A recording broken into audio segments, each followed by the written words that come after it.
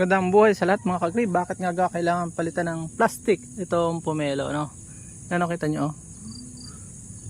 Discuss ko na mabilisan at ako magpapalit.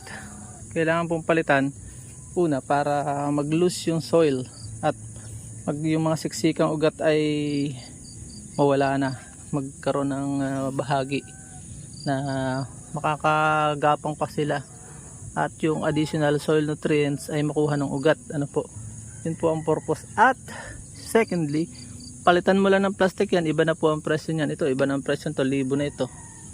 Yung binili ko, same height, same size, pinalitan lang po ng 450 binibigay sa akin. Pagkapalit po ng lalagyan ay 1,000 na. Grabe na, yun po yung purpose nun. So punta tayo, ito yung aking papalitan ngayon. Ang kailangan mo lang naman ay malaking plastic. So ito ay 4x6 yata, ito 4x6. So papalitan ko ito ngayon ng ganun.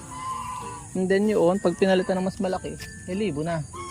Grabe ano ito, pag napalitan 500, 350 pagka pero pwede 500 pagka lumaki ng ganun, mga 500 na. So okay, tara na, papalitan ko na ito. Gunting, ito ang kailangan lang, malaking ganung plastic at saka itong medyang mataba, soil media na pinaghalo-halong kokopit. Meron po yung gilingan ng palay ipa at yung banlik na lupa. Hindi po totally lupa, banlik na lupa, mataba po yun. Tara na, let's go. Ito mga 6 months lang, malaki na ang presyo nito after 6 months. Lagyan mo lang ilalim.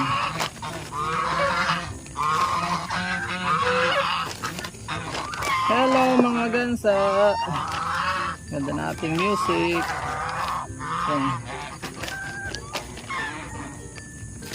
Yan, ganda na yan, guguntingin natin. Ito yung mga clay, kaya maganda po ito. Bakit kailangan palitan yun? Yan dahilan. Ito hindi na magagamit talaga, pero minsan pag pinalitan mo ng gano'n, itaktak mo buo. Yun yan, kita nyo, siksikan na yung ugat, nalabas na. May kinukunan lang po ako, kaya maganda rin yung buy and sell ng halaman.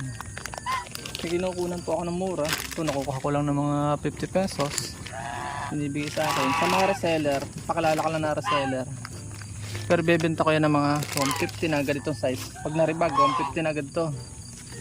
Ganun siya kaganda, maka-agree. Kung gusto nyong gumaya, wala namang problema. Magkaiba naman po tayo ng marketplace. Ayan o. Paliwanag ko lang, tayo naman ay doble ang kita, may kita sa vlog, may kita sa kaya walang problema sa akin mag-share ng karunungan. O man hindi ako makapag deliver sa mga malalayo, dito lang ako sa Mindoro, sa lalawigan nagde-deliver. Gamit po yung motorsiklo kong si Honda XRM, nagde-deliver po ako. Ayan o.